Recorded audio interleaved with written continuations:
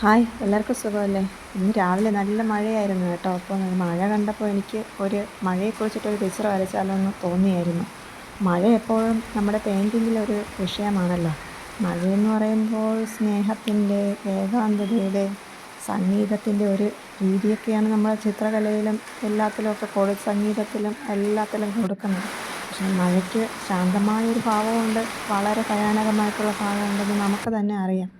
ഞാനെന്നാലും മഴയെ ഒരു സൗന്ദര്യമുള്ള രീതിയിലാണ് എപ്പോഴും നമ്മൾ പെയിൻറ്റിങ്ങിൽ ചിത്രീകരിക്കാൻ ശ്രമിക്കുന്നത്.